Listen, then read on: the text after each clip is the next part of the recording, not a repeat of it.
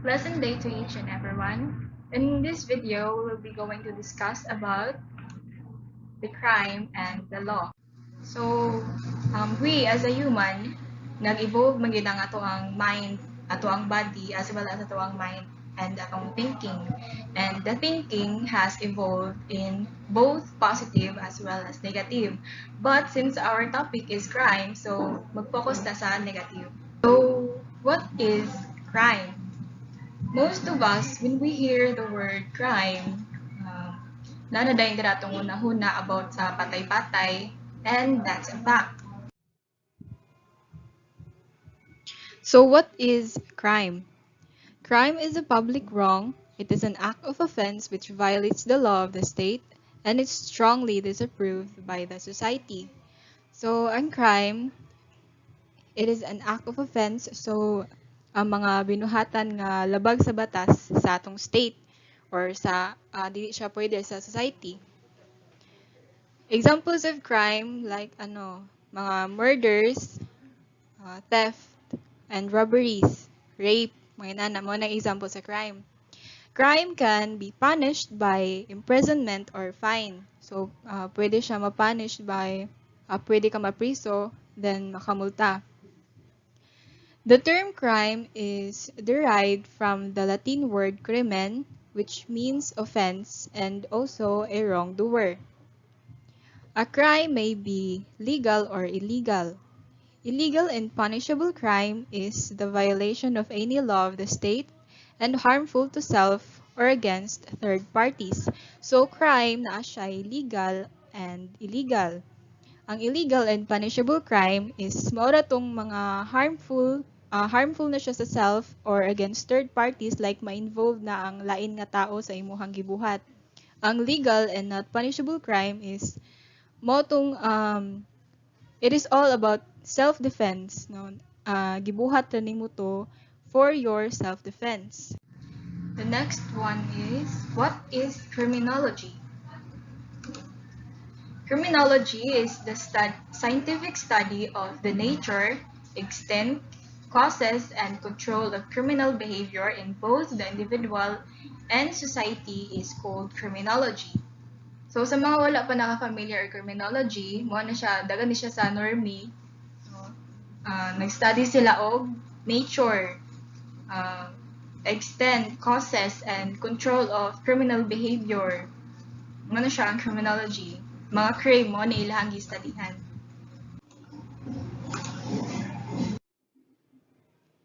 So now we have the elements of crime.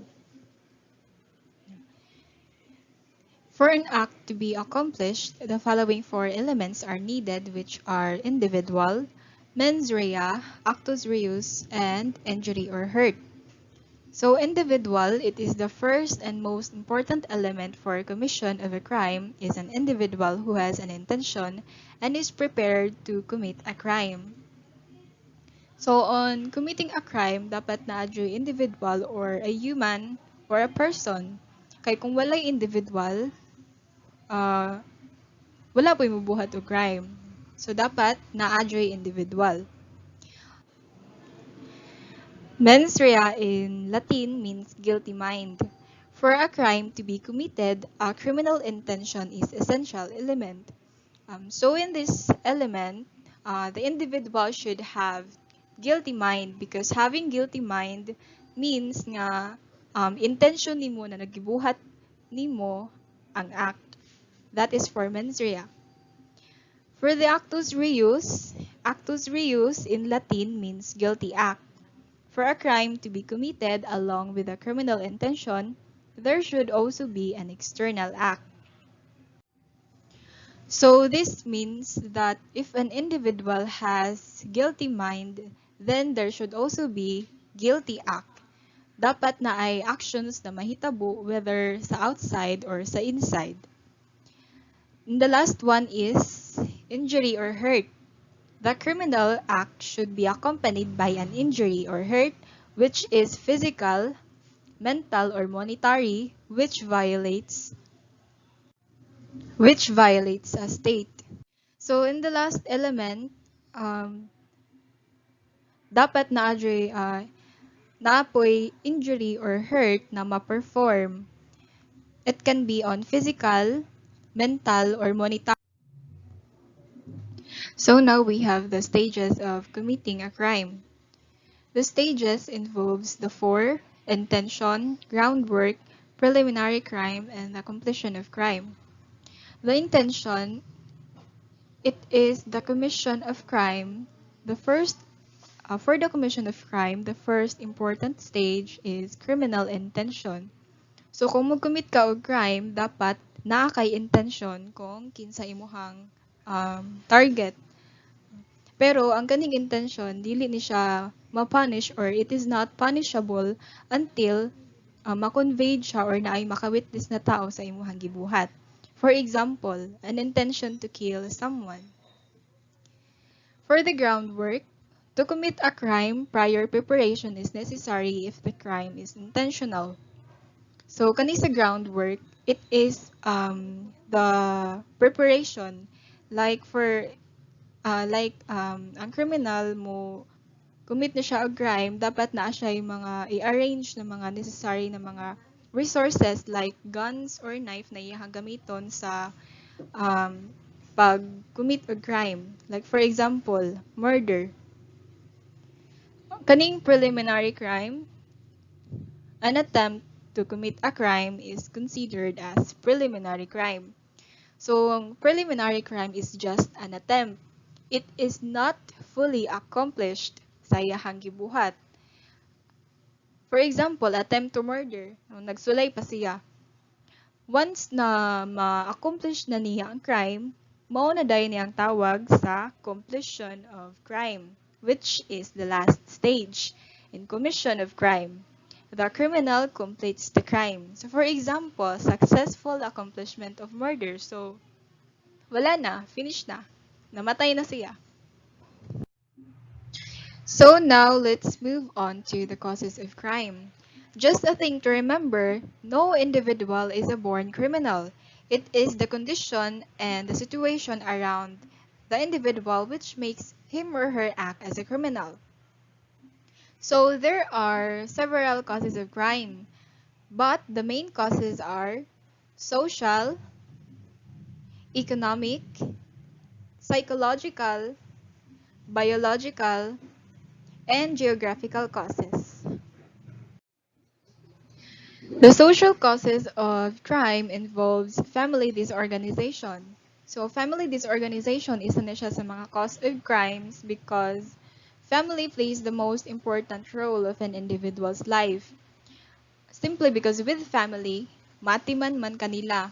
Unlike sa gatong part of broken families, they may resort to a crime due to lack of love, lack of care, lack of affection, and proper attention. So that is family disorganization. The upbringing of the individual. So sa upbringing of the individual, like for example, too much strictness, abusing or abusing and scolding your children may affect so sa upbringing of the individual, like for example, too much strictness, scolding or abusing the children may cause a big impact on their mind. And because of this, mahimo silang delinquent person like mag-perform sila og mga illegal or mga criminal na acts. Next is the defective education. So this defective education is lack of proper education. So kung wala daw kay proper education, you may not able to recognize what is right and what is wrong. So wala ka kabalo kung ang imuhang gibuhat is criminal na ba na siya or dili. That is defective education. Hype created by media. So this also is one of the disadvantages of media. Ang ilahang mga ginahimo no ang gipakita sa public Kay mostly people in today's generation, they spend their whole time on watching or viewing on what is being created on media. And in some instances, naay mga young individuals na ma-motivate sila sa unsay ilahang nakita sa media, like mga kawat-kawat ana no makasundog sila. That is the hype created by media. The next is drinking and drug use. So in drinking and drug use, we are all familiar in these things. Under the influence of alcohol and drugs, the person loses his discrimination of what is right and what is wrong, what is good and what is bad. So diri na ma-involved ang crime. In drinking and drug use, we are all familiar on this. Under the influence of alcohol and drugs, the person loses his sense of discrimination sa what is good and what is bad, what is right and what is wrong. And diri na ma-involved ang crime. The next one is unhappy marriages and dowry system. So unhappy marriages, from the word unhappy, mao ni sila ang mga couple nga dili happy na ay problema, permi mag-away, wala nagasinabot na tungod sa emotions bisan unsa nilay ma-feel. Like gusto sila makipag-away and then maabot na sa patay. Napoy uban mga bana nga mangulatan na tungod sa kasuko, inana mo na yung unhappy marriages and dowry system. Family planning. So, ang family planning, isa po ni siya sa mga cause of crimes. Kay not all people, kabalo sila aning family planning. And mostly, kato ng mga people is maupa ang daghan og mga anak. And then, because of the huge number of family, the parents may not be able to support their basic necessities. So, in order to support them, their children may tend to involve in criminal acts like mangawat or mamaligya nag drugs para naalay naay ikapalit og pagkaon or unsa. War and post-war conditions. So kaning war and post-war conditions, example ani is tahay ka na naay mga gera-gera, then their children loses their parents during that time of war. And then sila mapasagdahan na or then they become prey to bad habits. That is war and post-war conditions. The next one is social disorganization. So examples of social disorganization are those mga immigrants nga ni flew from one country to another because of their chaotic country.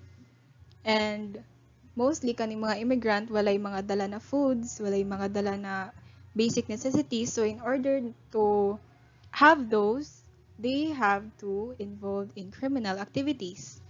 So these are the social causes of crime. Now let's move on to now let's talk about the economic causes of crime. The economic causes of crime involves poverty. So sa poverty, it is one of the causes of crime because money is the center of life and poverty is the matter of crime, the mother of crime. So, naay uban tao na dili nila mo-fulfill ilahang needs due to the lockings, and in order to fulfill it, they have to involve in criminal activities. That is poverty. Next is unemployment. So sa employment, many young individuals who are continually unemployed may resort to suicide due to frustrations, and ang uban mangawat na lang or bisan unsa na lang mga robberies in order to para makakita sila og money. Next is industrialization and urbanization. So the urbanization is the result of industrialization. And like for example, the long working hours, kanang taas kaayo og oras magtrabaho and then hago, pero gamay ra og sweldo. So naay uban mga tao na dili sila satisfied sa ilang gibuhat, so they have to involve in criminal activities. So the next causes of crime is the psychological causes. And the psychological causes involves intellectual weakness. So ang kaning intellectual weakness is mo ni siya ang mga weak-minded people or person, and they tend to do criminal activities very easily, like kung hagaron ka og mangawat, so ikaw na weak-minded person, mutuo ra pod ka sa iyang gibuhat. So that is intellectual weakness. Next is mental diseases. So sa mental diseases, these are the people who suffer from mental disorders. Um, they do mga illegal na mga acts or mga criminal na mga activities. And mostly kanina mga individual dili sila magrepent or magregret sa ilahang gibuhat. That is mental diseases. Next is the characteristics of personality.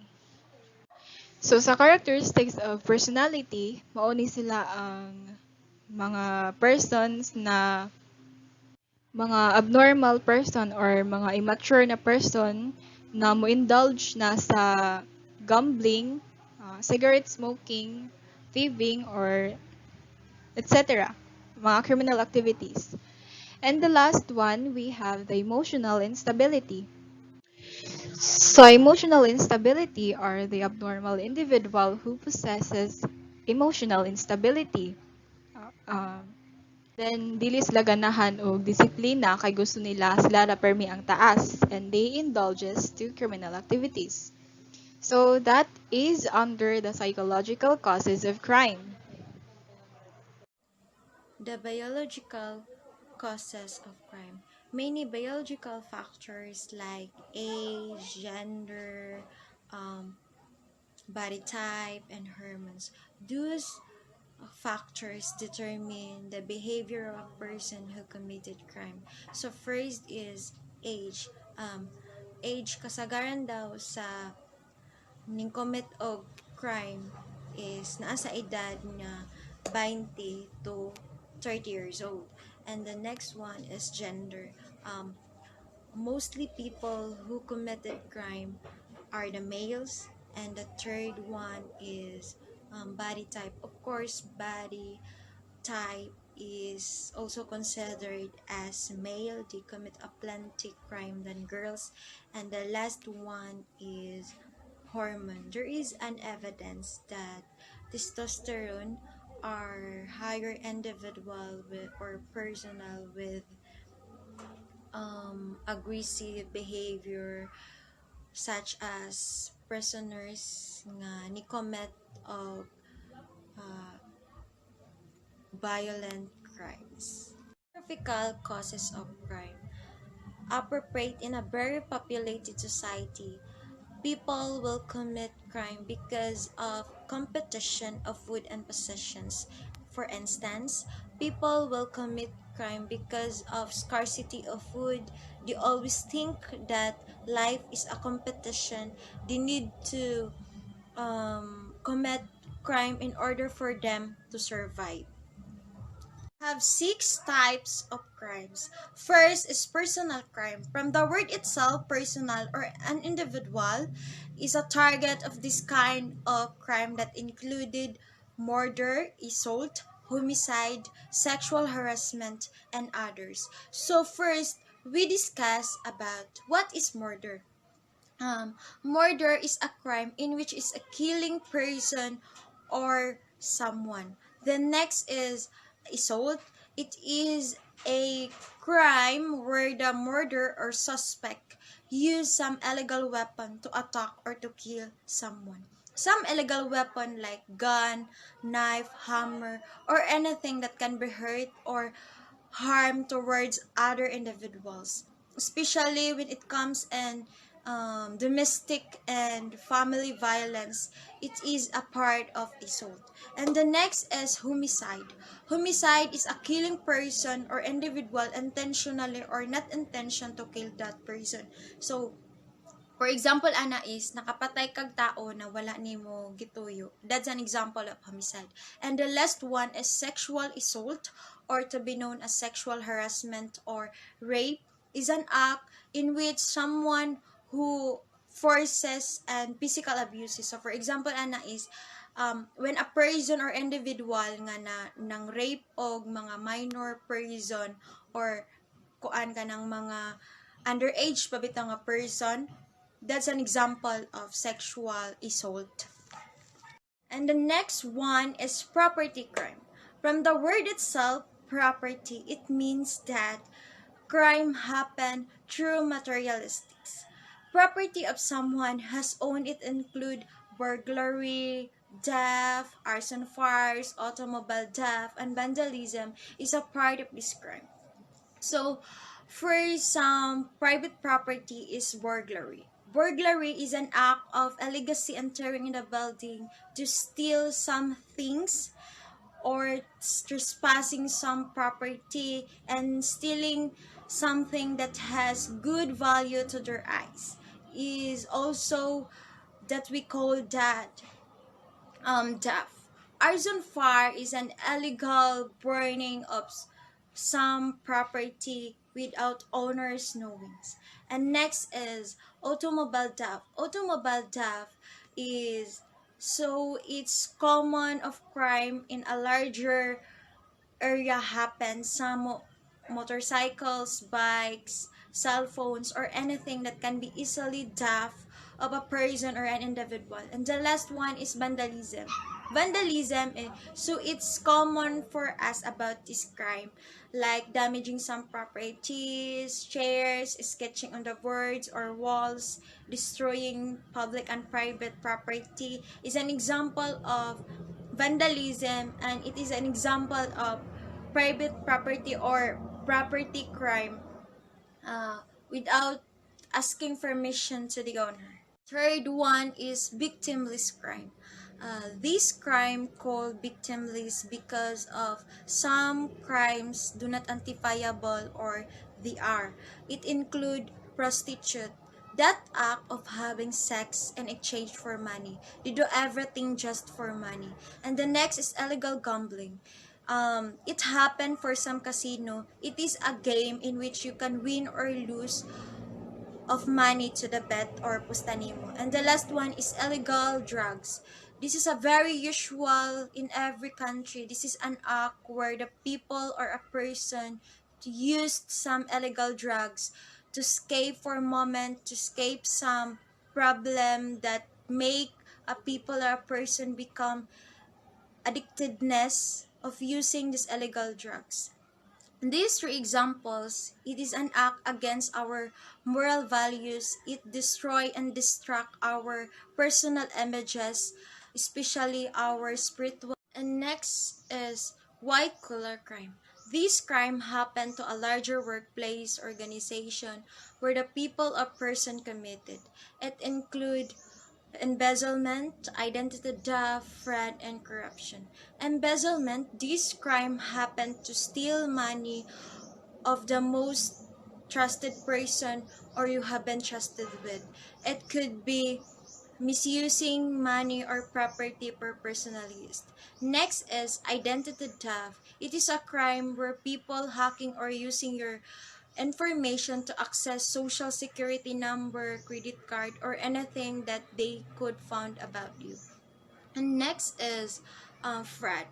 It is a person intended to deceive others by typically by unjustifiably claiming of something or being credited with involve of money for personal gains or benefits. And the last one is corruption. It is used the power by government to corrupt something that can be benefit them.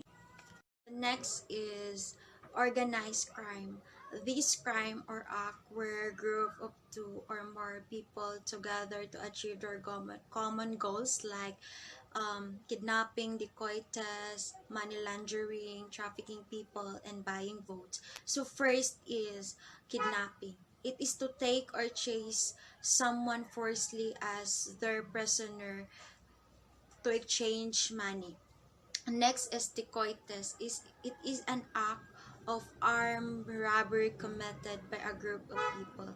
And next is money laundering. It is an illegal process of concealing of a large amount of money generated by criminal activity into another financial system.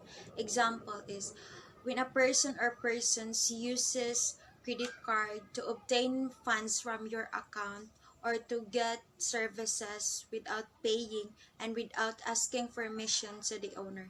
And the next is trafficking people, where a dealer gets some kids to trade and sell them into another places or countries. It is an illegal doing. And the last one is buying votes, where a person targets some people to persuade and convince to buy their votes.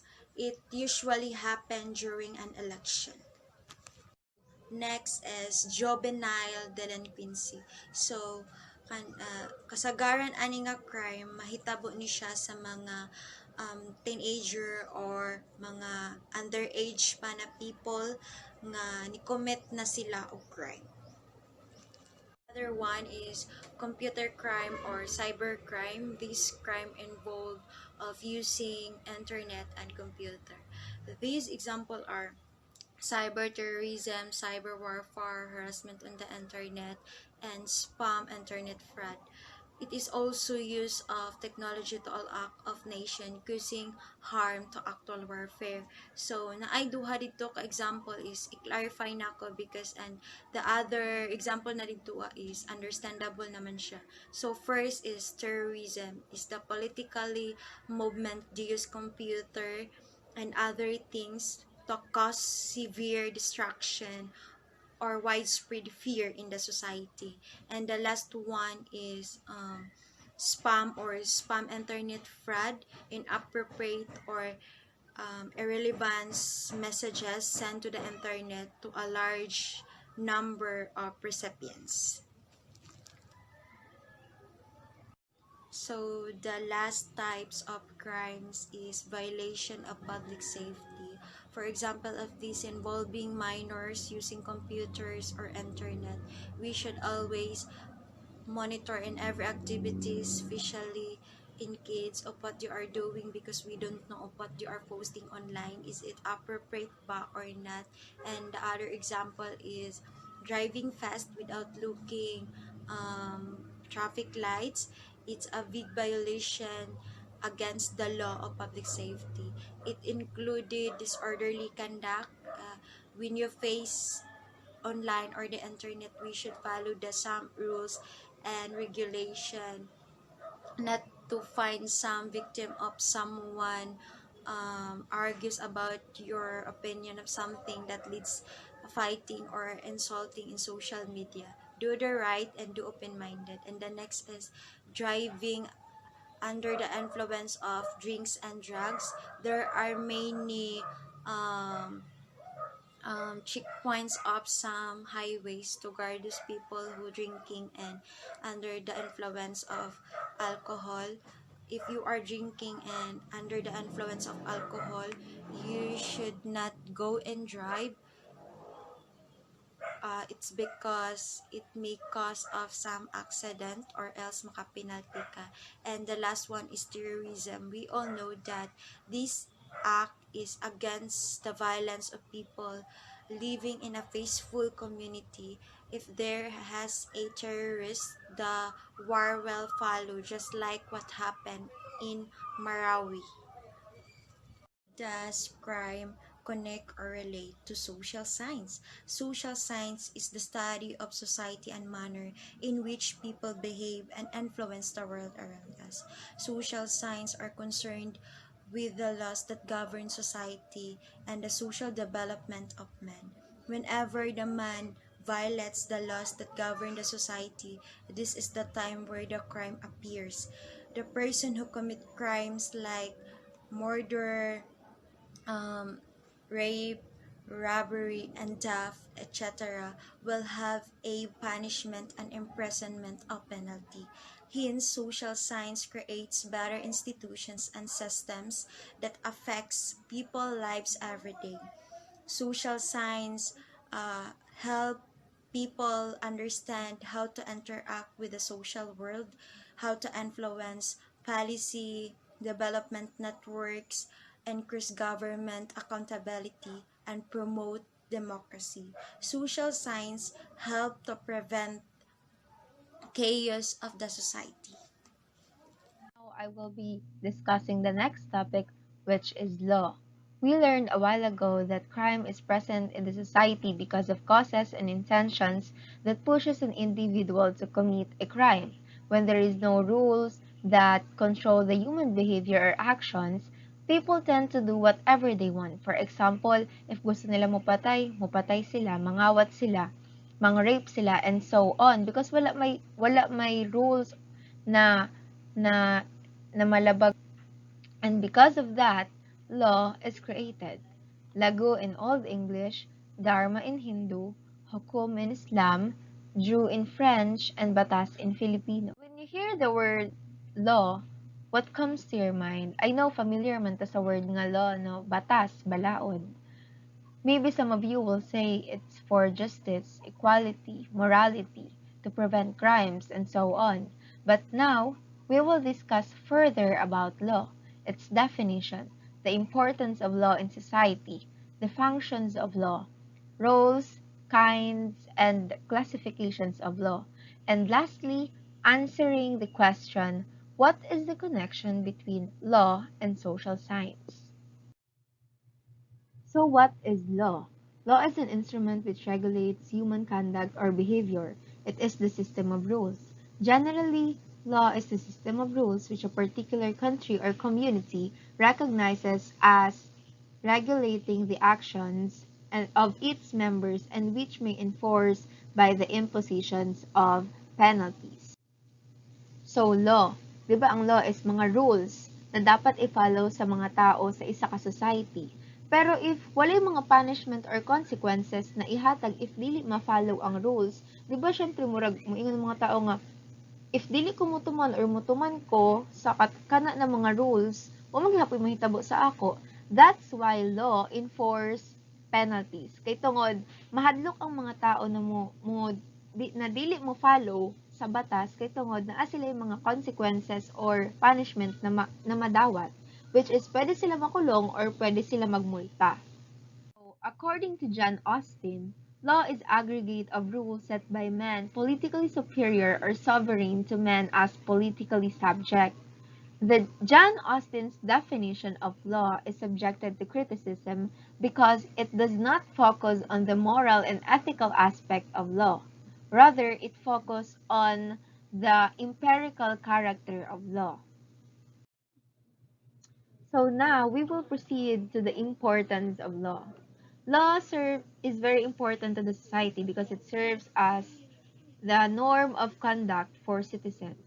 It was made to provide proper guidelines and order for the citizens to sustain the equity.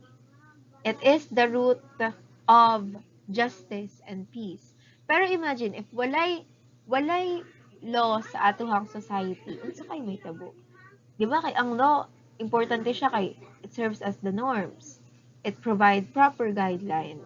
It is for sustaining equity. Root siya sa justice and peace. Pero if walay law, unsay mahitabo? Syempre, gubot. Chaos. Walay law, walay rules na kailangan sundan sa mga tao, walay mga boundaries, walay limitations, free ang tanan ug unsa ilang gusto buhaton. For example, tagaan ta mong situation na makaingon tag gubot yun ug walay law ug walay rules. For example, sa kalsada. Ug walay mga traffic lights, walay mga rules nga if red, stop, if green, go. Ing ana. Unsa may tabo no? Syempre nagdali ang mga tao survival to the finest. Salbukan tanan, wa kabalo asa nga direction padulong. Imbis na one way ra manahimog two way. Kanang example if wala or mga situations if wala ang law sa atohang society. So there are five functions of law. First is to keep the peace in the society. Second is to shape moral standards. Moral standards refers to the norms and actions which we believe that is morally acceptable or morally unacceptable. Ang moral standard nagdeal siya sa mga butang which is kanang makaharm, it's either makaharm or makabenefit sa human beings. Third is social justice. As I've said a while ago, just law is the root of justice. Justice means equality, pantay-pantay ang tanan. Dato man ka or pobre, bae man ka or laki, it doesn't matter kanang ang imuhang age, ang imuhang educational attainment, ang imuhang race, dili na siya law. Everyone is equal. Next is orderly change. And lastly, the basis for compromise. The law provides agreement between two parties for them to settle their disputes. For example, kadang na ay wala nagkasinabot about sa yuta kay tungod ang yuta tag iya sa isa kunya ang balay na nakatungod sa yuta tag iya pud sa lahi ang tag iya. And when kanang ang tag-iya sa yuta kuhaonon niya, dili mo sugot ang tag-iya sa balay. That's why ang law maghatag siya agreement if unsaon nila pag-settle ana nga problem. So next is the role of law in business. The law sets up a reasonable expectation on how the business should operate in order to protect the business owner's interest of the customer of that business. In short, ang role ng law sa business is to create an honest environment where customers and business owners' interest can be protected. Maghatag og mga agreement or ways ang law para ma-solve ang mga disputes na paabutay. So next is the role of law in society. Role of law in society is it creates a norm of conduct in the society we live in. Laws are made to protect its citizens from harm. As what we've tackled in the function of law, all citizens have equal opportunity and protection from harm no matter your race, age, religion, and social identity. So now, we will proceed to the kinds of law according to John Salmon. There are 8 kinds of law according to him. First is imperative law, physical or scientific law, natural or moral law, conventional law, customary law, practical law, international law, and civil law. First is the imperative law. Imperative law means a rule of action imposed upon by some authority which enforces obedience to it. In other words, it is a command enforced by some superior power, either physical or other form of compulsion. So there are 2 kinds of imperative law, the divine law and the human law. Divine law consist of commands imposed by God, while human law are laws by analogy. So there are 4 subfields of human law. First is the civil law. Second is the moral law. Third is the autonomic law. And lastly, international law. Civil law is imposed by state. For example of this is theft, murder, assault, and drunken driving. In moral law, it is imposed by members of society. For example, is prostitution or any other behavior labeled by immorality is illegal.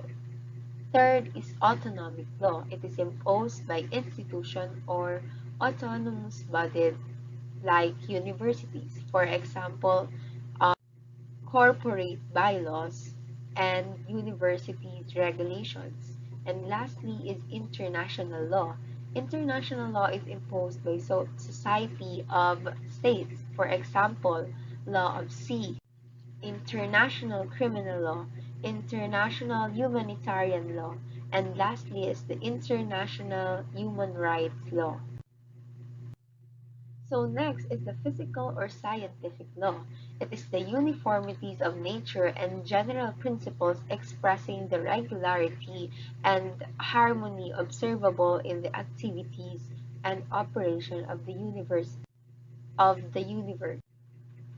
Physical law is the law that express the the regularity and harmony observable in the activities and operation of the universe. For example, growth of bodies or law of gravitation. So next is the practical or technical law. It consists of principles and rules for the attainment of certain needs. For example, is laws of health, laws of architecture, laws of art, laws of photography, laws of sculpture. Ang kating practical or technical law siya sa mga specified occupations lang. Mauna siya ang practical or technical law. Next is the natural or moral law. It is the principle of natural right and wrong, or the principle of natural justice. Kaning natural or moral law, it is based on religious and moral principles. There is no physical force, punishment, or restraint. Moral law or natural law is also called as divine law, law of reason, unwritten law, eternal law, and moral law. So next is the conventional law. Conventional law, it is the body of rules agreed upon and followed by the concerned parties to regulate their mutual conduct. For example are international law, laws of cricket or any other game, or rules of club. For example, kung ano is kanang mga rules sa mga sports which sa mga basketball, volleyball, mao na siya ang conventional law. Agreement between two parties, mao na siya ang conventional law. So next is the customary law. Rules of custom that are habitually followed by majority of the persons subjected to them in the belief of binding nature. Ang customary law nag-cover siya sa mga butang which is personal and family life including matter with their children such as care, initiation, guardianship, and such. Pwede po siya sa marriage, the consequences of marriage, mga rights and mga rights and responsibilities of spouses before and after the marriage. So, the seventh kind of law, according to John Salmon, is the international law. It is the body of principles and rules which civilized states considered as binding upon them in their mutual relations. International law is kanang mga rules and regulations na na-recognize na og na-accept sa civilized states with in their relation with each other. There are two types of international agreement. The public international law which prevails universally all over the world, pangkalahatan siya, all over the world tanan yun, while private international law is enforced only between some of states. Kaning private law is kanang pili ra nga mga states ang nag-enforce ani nga batas. And lastly is civil law. Civil law is the positive law or law of the land, which means the law as it exists. It differs from special law as the latter applies only in special circumstances. The other term is used for the civil law is municipal law and national law. Ang civil law part siya sa country's set of rules kay nag-concern siya and protect sa private right of citizens. Nag-ano po siya offer siya og mga solutions sa mga disputes like property, contracts, torts, and family law. For example, is marriage and property ownership. So, in continuation of Ms. Aravella Besnilio, you have heard the definition of law, the importance of law, the functions of law, the roles of law, and the kinds of law. This time is the classifications of law. There are several classifications of law, but I only include 5 classifications. So the first classification is the public law and the private law. Public law is the law that is concerned with the relationship of citizens and the state, while private law is the law that is predominantly concerned with the rights and liabilities of individuals towards each other. The simple difference between private and public law is in those that each affects. Public law affects society as a whole, while private law affects individuals, societies, families, businesses, and small groups. A situational example of public law is, let's say for example, you see a man run from a convenience store with a few products under his arm. He is violating public law. He committed the crime of theft, and that affects everyone. On the other hand, your neighbor file a case against you because your barbecue smoke traveled to his yard. You may be violating private law. You infringe on your neighbor's right. You disfollow or you disobey the right of your neighbor while you are peacefully enjoying his or her property. That is an example of public law and private law. Civil law and criminal law. Civil law deals with the private rights and duties which arise between individuals in a country, while criminal law is the law that is connected with the act of forbidding particular forms of wrongful conduct and imposing punishment on those who engage in such acts.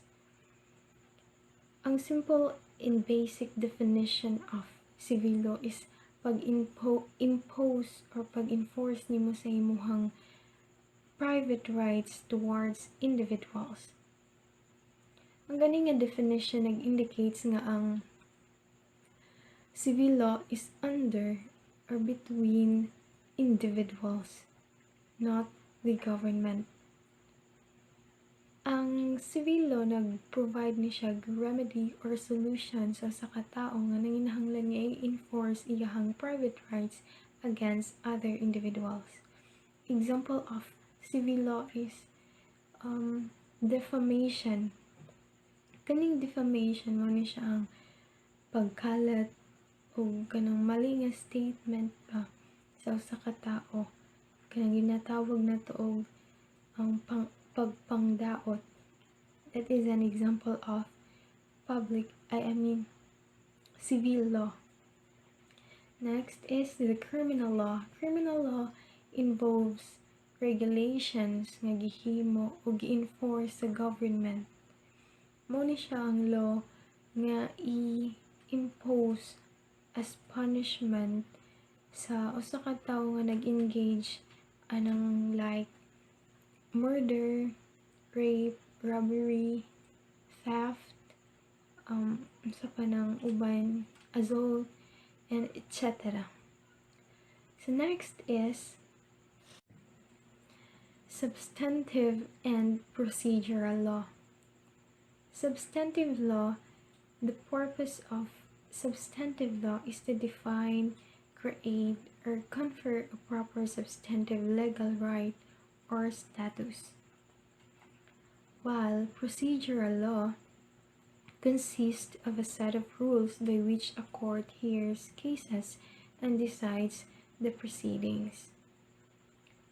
So, ang substantive law mo na siya ang law nga mag-define whether a crime or tort.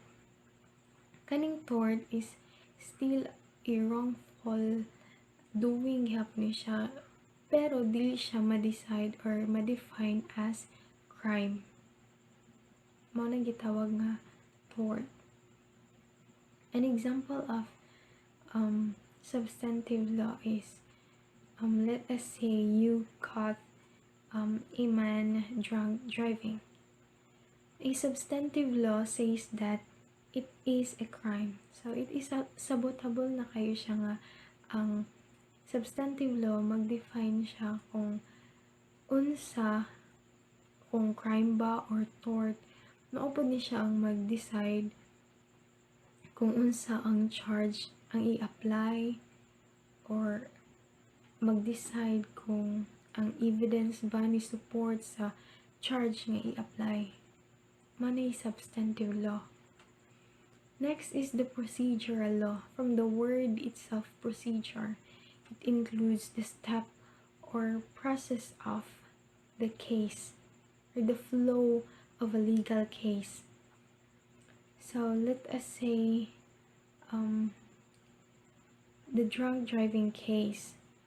At an example is the drunk driving case. Ang substantive law says that it is a crime. Ang police were in witness na instead nga mo arrest, nag-require lang siya sa due process. Kaning due process, legal right ni siya, especially sa US. Kaya ang US mo ay nag-conduct ng right against a person nga nagbuhat sa criminal or civil actions. Mao kibali ang kanang due process na kaibayad as payments ay muhang nabuhat nga criminal or civil actions. Mao na ang procedural law, ang process sa case or ang flow sa case. Substantive law mo na siya ang define whether a crime or tort. So next is the municipal and international law.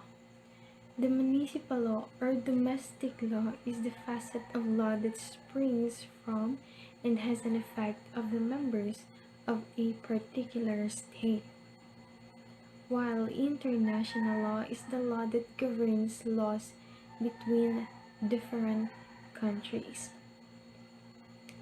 International law mo na siya ang law nga nag-govern sa different countries. Mo na siyang nag-regulate sa relationship of various different countries. It focuses primarily on the relationship between states. Diba?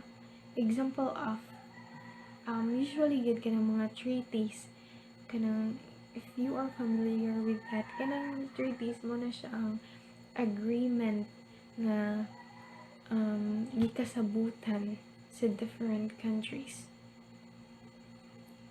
Example of international law is kanang Universal Declaration of Human Rights. Giagrihan na siya in various different countries. Diba? It is called universal kay gi-impose ni siya universally, not just sa atuang country, but in a whole country or in different countries. Ang international law has three distinct legal disciplines: the private and public international law and supranational law. Ang private international law is non-state na siya, non-state arguments or agreement, because sa akong giingon gay ng private law is between individuals only. Though it is international, but individually gihapon siya. It is non-state. While ang public law, mo ni siya ang law nga nag-govern sa relationship between provinces and international entities. Provinces and international entities. Like for example is kanang law of sea. If you are familiar, I know familiar ta ng Scarborough Shoal. Giilugan na siya, di ba, sa Philippines and China. And one province which is Taiwan, the province of Taiwan also kanang nakig-argue or involve siya sa duha ka countries, which is ang tawag ana is public international law. Next is the supranational law. Ang supranational law is, di ba, ang public is between provinces and international entities. Ang supranational law is between regional and international entities. So, regional na siya. Next is the municipal and international law.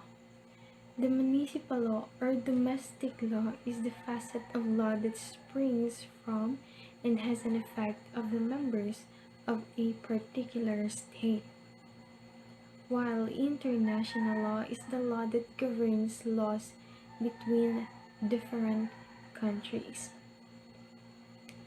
International law mo na siyang law nga nag-govern sa different countries. Muna siyang nag-regulate sa relationship of various different countries. It focuses primarily on the relationship between state. Diba? Example of usually good kanang mga treaties, kanang if you are familiar with that, kanang treaties mo na siya ang agreement na gikasabutan sa different countries. Example of international law is kanang Universal Declaration of Human Rights. Giagrihan na siya in various different countries. Diba? It is called universal kay gi-impose ni siya universally, not just sa atuang country, but in a whole country or in different countries. Ang international law has three distinct legal disciplines: the private and public international law and supranational law. Ang private international law is non-state na siya, non-state arguments or agreement, because sa akong giinon gay ng private law is between individuals only, though it is international but individually gihapon siya, it is non-state. While ang public law, mo ni siya ang law nga nag-govern sa relationship between provinces and international entities. Provinces and international entities. Like for example is kanang law of sea. If you are familiar, I know familiar ta ng Scarborough Shoal. Giilugan na siya, di ba, sa Philippines and China. And one province which is Taiwan, the province of Taiwan also kanang nakig-argue or involve siya sa duha ka countries, which is ang tawag ana is public international law. Next is the supranational law. Ang supranational law is, di ba, ang public is between provinces and international entities. Ang supranational law is between regional and international entities. So, regional na siya. Lastly is the common law and equity. Common law establishes general rules which provide certainty, while equity or equitable rights acts as a check and balance of common law. Ang common law and equity ni-rise ni siya way back 1066. So mas masabtan gid ni siya kung studyhan nimo ang origin of English laws. And if you're familiar with kanang Anglo-Saxons, mao na siya nga year ni rise ang common law and equity. Ang common law nag-gain na siya og na-follow, nasunod siya from the Crown of England nga na-obtain ni William of Normandy by defeating King Harold sa battle nga Hastings. So, mas masabtan gid siya no kay it is part of the history. Mas masabtan nimo siya kung imo tong mabasa ang history niya. So, before pa niabot ang mga Normans or mga tao ni Williams, there is no such thing as English laws. Each and every area is controlled by its own local customs or ang ilahang usual order that were applied as common law. So, ang mga Normans ang nag-create sa evolution of a uniform system of law para sa entire country, which is equally applicable as a rule of law. Therefore, law could be classified into different types, and every form of law emerged over a period of time to form a new set of rules na mao'y gamiton to govern a society. According to the various functions governed by law, it is classified as different forms of laws to avoid chaos or confusions in administering such laws. Laws are involved into every aspect of human life, and it is imperative or it is important so as to follow them for the benefit of the society. How does law relates to social science? Law and social science is naa sila'y connection. Ang law, di ba, ay ang rules and regulations nga gi-provide to solve the complicated and complex problems sa society. Ang kaning law nag-provide mo siya og deep understanding or insight sa society. Kaning mga political factors nag-include ni sila policies which culminates into law. Tapos ang social science relates to relates to human behavior in the society. So ang problem i-address sa members of society, which is kita as individuals. So it is essential, ang knowledge of law is essential yun since mo na siya ang nag-ensure sa ato ang katungod as a member of society nga respected and should be respected. Law and social science are related to each other. Nothing can explain without any of them. Society man good becomes a jungle without a law. Ang law sab needs to change according sa changes sa society.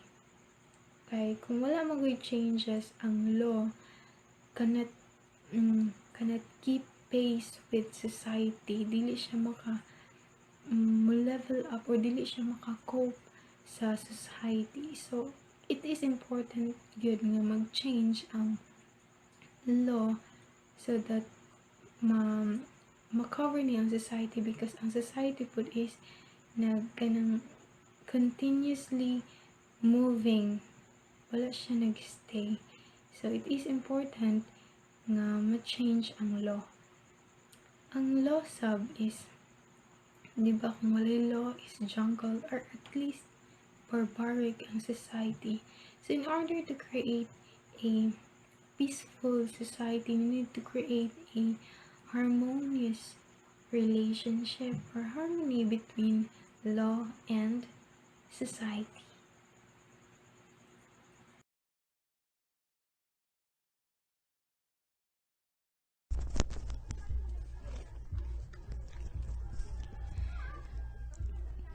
And lastly, we have the Revised Penal Code. The Revised Penal Code contains the general penal laws of the Philippines. It is first enacted in 1930 as Act No. 3815, and it remains in effect today. The Revised Penal Code criminalizes a whole class of acts that are generally accepted as criminal. So, ang Revised Penal Code ko, no, it is the body of acts, and these acts are criminal, accepted as criminals like murder, rape, robbery and theft, and treason. The code also penalizes other acts which are considered criminal in the Philippines, such as adultery, concubinage, and abortion. So, adultery, for example, ang woman na siya'y relationship between sa man nga dili niya husband and then ay nahitabo sa ila nga dili maayo, so that in that situation pwede siya makasuhan og adultery. On the other hand, sa concubinage, example is ang man anapod siya relationship sa babae na dili niya wife, so inana pwede sila makasuhan og concubinage. Abortion is also one of a criminal act in the Philippines because you are already killing a life, and that life is your baby's life. So that is under the revised penal code. So the revised penal code is composed of two parts, and these are the Book 1 and the Book 2. The Book 1 of the revised penal code provides the general provisions of the application of the laws and the general principles of criminal law. So, in the Book 1, it defines felonies and circumstances. When we say felonies, it is an act of crime or omissions that are punishable by the law. So, kanina mga crimes, mao na siya ang mga high serious crimes. So, the Book 1 defines felonies and circumstances na mo-affect na siya sa criminal liability. Kung kana ba na person is liable or subject na jud siya sa crime, kana na crime. The Book 1 also defines clarifications, duration, like for example, duration sa penalty kung mapriso ka, unsa ka kadugay mapriso, unsa pud ka kuan mo gawas. The Book 2 of the Revised Penal Code, on the other hand, defines the specific crimes and the penalties impossible for each crime. So, ang Book 2, sa Book 2, na diri ang mga crimes and their specific penalties kung sa na punishment ang possible sa particular na crime. Under the Revised Penal Code, crimes are classified into crimes against national security. So, crimes against national security, for example, treason and piracy. Ang kaning treason, it is a criminal disloyalty or betrayal. Ang piracy, it is an act of robbery like stealing cargo or a coastal area or properties. Crimes against fundamental laws of the state. Crimes against the fundamental laws of the state involves rebellion and sedition. So, ang kaning sedition, it is an overconduct. It also involves public disorders. So, next one is the crimes against public interests, like falsification of public documents, kanang dili fact, mga false na mga informations, mga documents sa public. Ano. Crimes against public morals, crimes against public officers, crimes against person like moto, murder, physical injuries, rape, etc. Crimes against security like kidnapping. And the next is crimes against property, parihaan ng robbery, theft, and among others. So that is under the revised penal code, which are the classifications of crime. Under the revised penal code, when more than one person participated in the commission of the crime, the revised penal code classifies them as principal, accomplices, or accessories. So, sa revised penal code, kung naay duha or tulo or basta more than one nga mga tao na nag-execute sa crime, the revised penal code classifies them as either principal, accomplices, or accessories. A person can be liable or can be subject as a principal for taking a direct path in the execution to commit it. So, ang person, masubject siya sa principal kung part siya or na-execute po siya sa pag-commit sa crime. And a person can also be liable as a principal if the person directly forcing or inducing others to commit it. So, forcing or inducing, like, iyahang gipush ang person to commit the crime. Sa accomplices are person who, while not acting as a principal, cooperate in the execution of the offense by previous or simultaneous acts. So, in accomplices, mo sila ang mga persons nga wala sila nag-act as principal, pero ni-cooperate sila in the execution of offense by previous or simultaneous act. So, and lastly, accessories are those who, having knowledge of the commission of the crime and without having participated either as principals or accomplices. So, accessories, these are the people who have knowledge about the crime. So, kabalo sila nga nag-commit ka crime, na sila knowledge, and then wala sila participate as principals or accomplices.